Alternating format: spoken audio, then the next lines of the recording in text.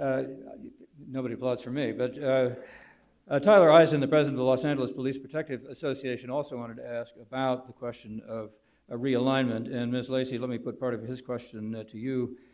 First, do you think that realignment will be a danger to public safety in Los Angeles?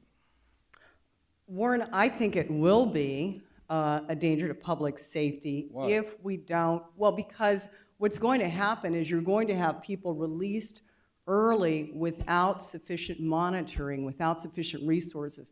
I think you have to understand what caused realignment. You have to understand about the prison overcrowding decision and why realignment occurred. But I think what the state has done it shifted the problem and said we're going to give you a third of the money to deal with the issues of inmates coming from who should go to state prison coming into the county system.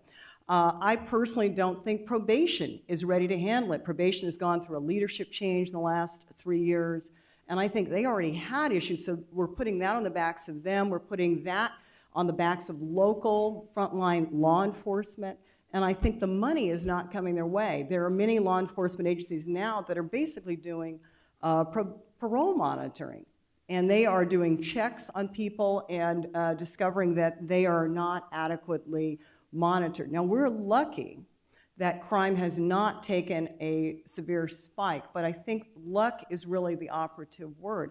I think that we have to have things in place, and only with the proper financial resources can you do that.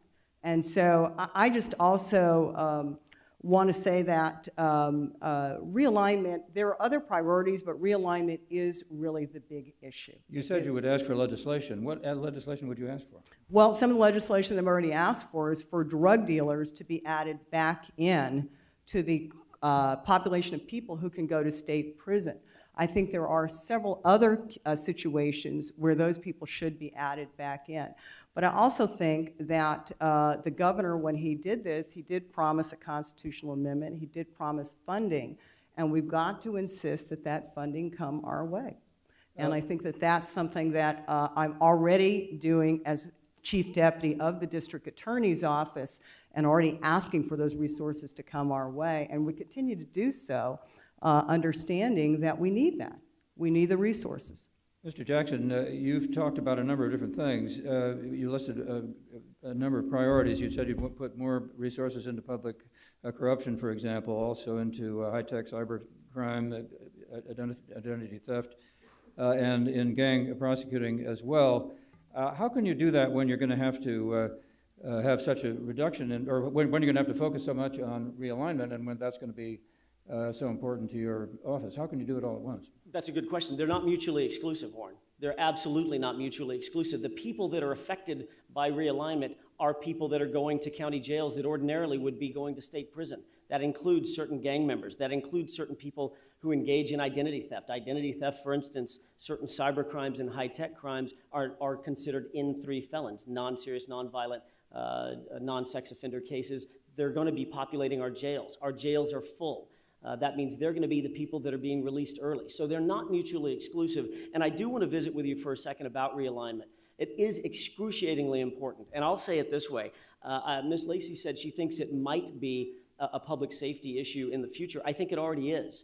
It's been with us since October 1st of last year, and I think it was ill thought out.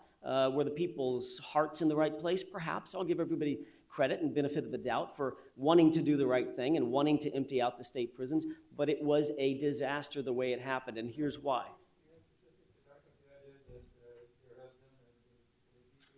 Safety as a result?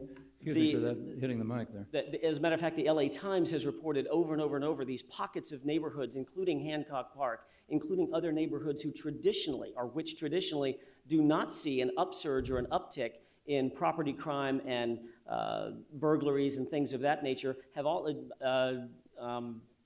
Hancock Park alone saw in a 90-day span from the beginning of the year until about March, a 30% increase in property crime in those neighborhoods. They've had to increase patrols in Hancock Park. These are things that are happening, I think, in no small part because of realignment. We're letting folks out on the streets without proper supervision. And I will echo Ms. Lacey's comments about that, but I would take it a step further.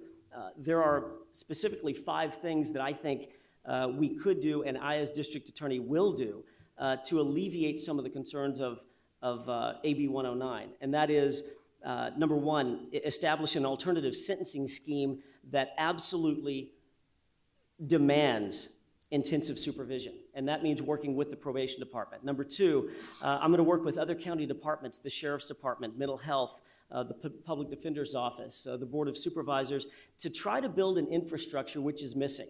And that's a central rehabilitation and support services infrastructure that doesn't exist in Los Angeles County, and it needs to, for the folks that we expect to rehabilitate.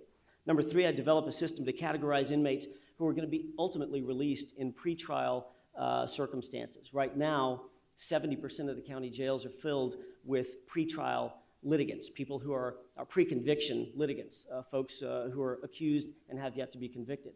Those folks have to be categorized before they're released on bail or monitoring or whatever other scheme we decide to release them on.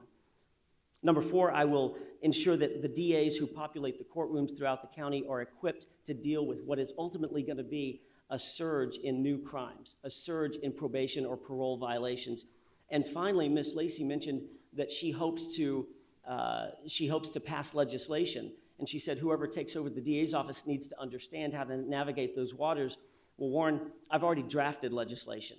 SB 983 is pending in the Senate currently, and that would give a built-in relief to the county jail system such that the county of Los Angeles and all 58 other counties could contract for out-of-state beds if it gets that bad. Ms. Lacey, did you hear in the response from Mr. Jackson how he could do all of the things that he lists and pay for them at the same time? I didn't hear that, and what I heard also was things that we're already doing. We're already working. I have been part of the committee that has been working with mental health, with the probation department in order to figure realignment out.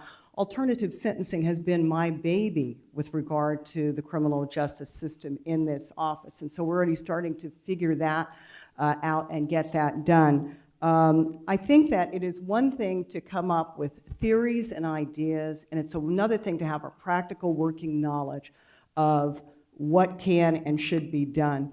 Realignment has been or was passed very, very fast. And there wasn't a discussion with the stakeholders, and no one that I know of was more vocal than our office about saying that there was a problem here.